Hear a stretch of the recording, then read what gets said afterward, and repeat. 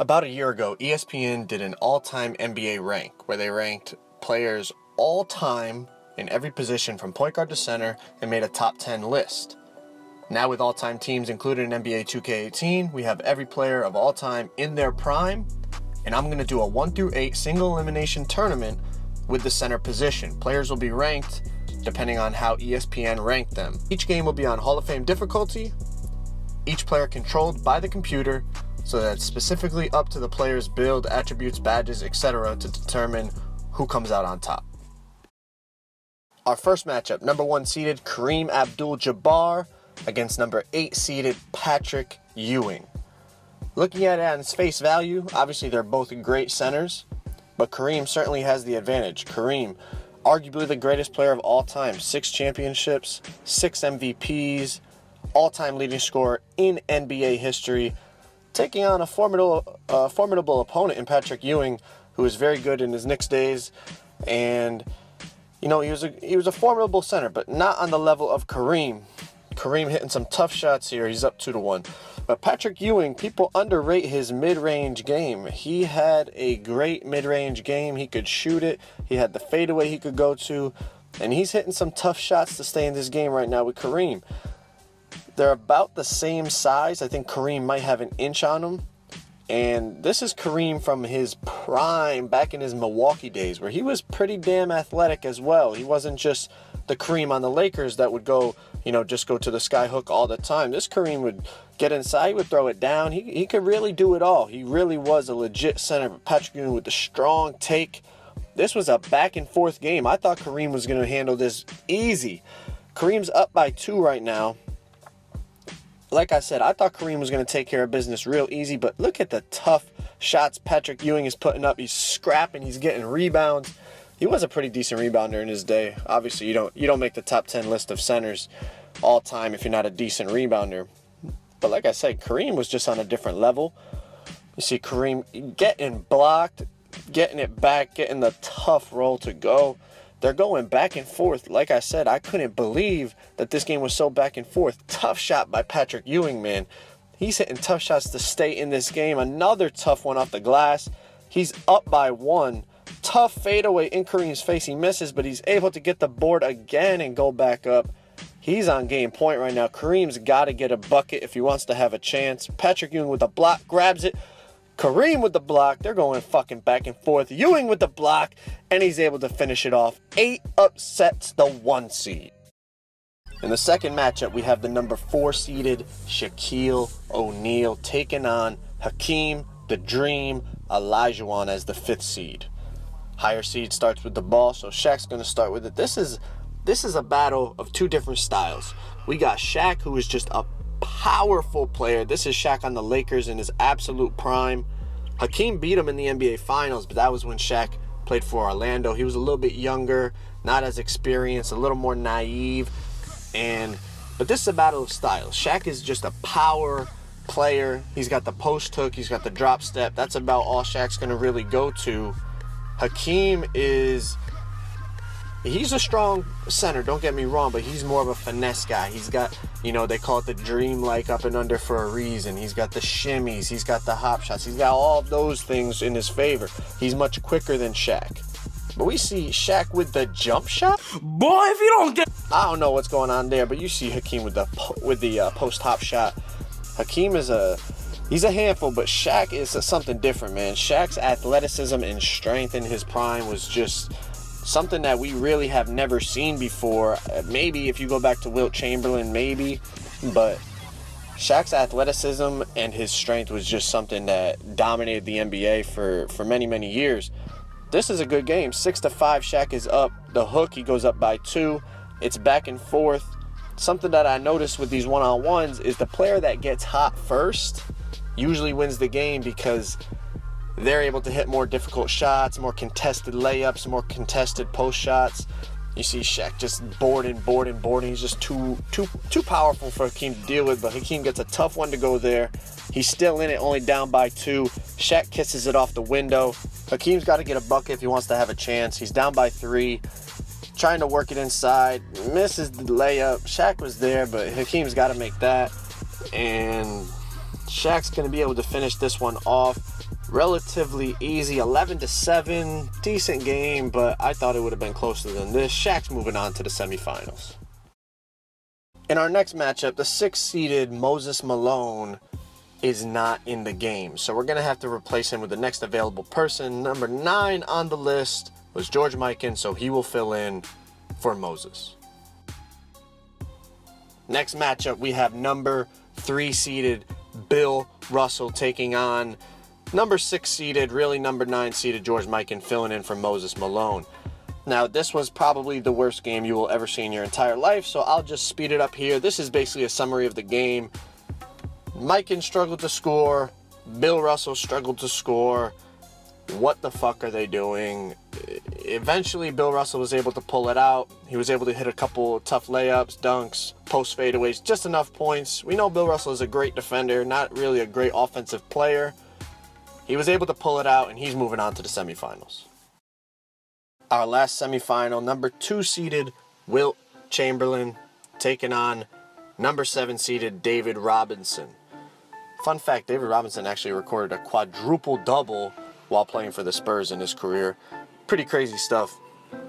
This was a decent game. I thought, I thought Wilt would dominate this one because I think he's maybe an inch taller than David Robinson, and he's much more athletic. But look at the clamps. David Robinson is no joke. My man was in the Army. He's a tough dude. He's not going down without a fight, that's for sure. And you could see that even in his NBA career. He was a good center. There's a reason he's number 7 on the list, no doubt about it. But Wilt was just on a different level.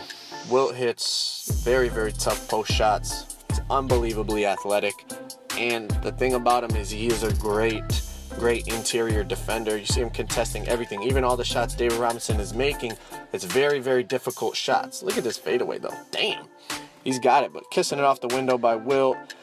Wilt again inside with a little shimmy hook. Beautiful. It's a decent little game, but this is when Wilt's really starting to pull away. He's up 6-3 now. Robinson inside gets blocked. Wilt boards it. Like I said, man, the first person who heats up usually goes on to win the one-on-one. Games to 11. See tough inside shots. Wilt's able to pull this one out, 11-7. Pretty comfortable victory for Wilt. He's moving on to the semifinals. Our first semifinal matchup, number 4-seeded Shaquille O'Neal against the number 8-seeded Patrick Ewing, who pulled off the crazy upset, taking out Kareem Abdul-Jabbar in the first round. Number 1-seeded Kareem Abdul-Jabbar. And it's a little more of the same by Patrick Ewing. He's just finding a way to stay in the game. Shaq is stronger. Shaq is obviously the better player, the better center. But look at Patrick Ewing just finding a way to stay in the game, making difficult shots, getting rebounds. He's up 3-1. Is he going to be able to take down Shaq too? Shaq bullies him inside. Ewing comes back. Look at Patrick Ewing, bro, looking like Michael Jordan. The fuck is this? I wasn't a big Patrick Ewing fan. I didn't watch him a lot. I know he was a good center. I know that. I'm not being disrespectful. What the fuck is this? This dude could double dribble? Look at this. Drop step. Pump fake. Ball fake. Fuck it. I do what I want, bitch. Double dribble. Fade away. This dude's cheating, bro. What the fuck? Anyways, so Shaq back inside. Kissed it off the glass. Shaq's hook is fucking OP, bro. Like, damn. I remember watching him when he was with the Lakers, though. It really was. Like, he would just back people in and just kiss that little hook off the glass. There's nothing you could do. Or he'll just bully you and just dunk you through the basket as well as the ball. Look at the tough layups by Patrick Ewing, man. This dude, he's still up 1. Now it's tied up. Shaq's going to end up pulling away here. 8-7, 9-7. He's going to score again here. Look at the drop step. Jesus Christ. Shaq is moving on to the finals. Patrick Ewing, we got to give you love, bro. Taking down the number 1 seeded Kareem. Impressive. The last semifinal, one of the greatest rivalries in NBA history, is restored. Wilt Chamberlain taking on Bill Russell. You always need the best to bring the best out in you. So I was always fortunate to have to know that I was going to play against William Felton Russell. The winning is only important if you beat the best. My friend Wilt Norman Chamberlain was far and away the best player I've ever played against. It's the greatest debate in NBA history.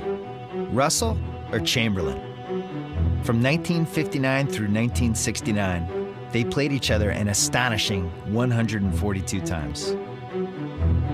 From day one, Wilt Chamberlain was a Goliath, the greatest individual performer the game has ever seen. There will be a period of orientation for me, of course, like it is for every newcomer in the NBA, but I think in the long run I'll be able to handle myself man-to-man with almost anyone in the league. One of the greatest rivalries in NBA history restored here. One-on-one, Wilt Chamberlain, Bill Russell. These dudes went at it so many times back in the 60s. And this is a little different, though. There's no teams involved now. It's just mano y mano. And I think we all know how this one plays out. Bill Russell was a very good defensive player. Offensive side of the ball wasn't his strongest, skill set. And Wilt could do it all, man. Wilt could defend, Wilt could score, and he really destroyed Bill Russell here. There was no triple teams by Bill Russell's teammates and things to help him out here. Wilt destroys him. Wilt's moving on to the final.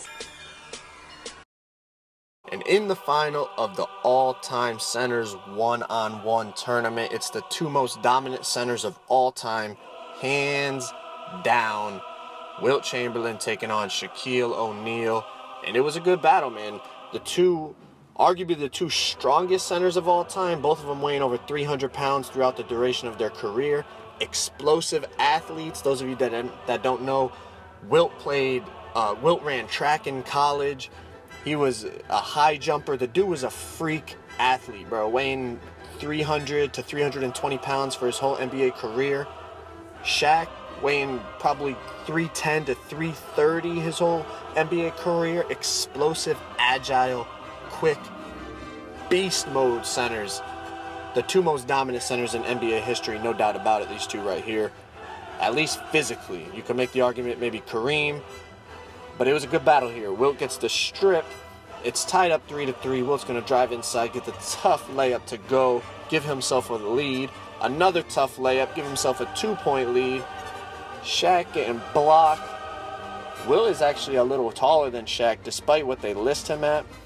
They don't give the fractions of inches and shit, but Wilt is a little taller, and his wingspan is longer than Shaq's as well, which gives him a little advantage here, especially since Shaq doesn't really have a perimeter game he could go to. You see, everything that Shaq goes to inside is highly contested. He gets the tough one to go there. But Wilt's up 9-4. Make it 10-4. If Shaq wants a comeback, he's got to get a bucket here. He misses, gets his own board, puts it in. It's 10-5. Wilt's going to finish him off, and Wilt is going to go on as the center champion for the one-on-one tournament. I would have put my money on either Wilt or Kareem to start this because they could really do it all. Kareem got bounced in the first round. Wilt goes on to win it. Next up, I'm going to do the NBA all-time rank one-on-one tournament for shooting guards. Let me know what y'all want to see. Maybe a different position, maybe no positions, just top 8 players on the NBA rank, and we'll have a one-on-one tournament. Centers, guards, forwards, anything. Let me know down in the comments what you guys want to see, man. Drop a like if you like this type of video. And until next time, I'll catch y'all later.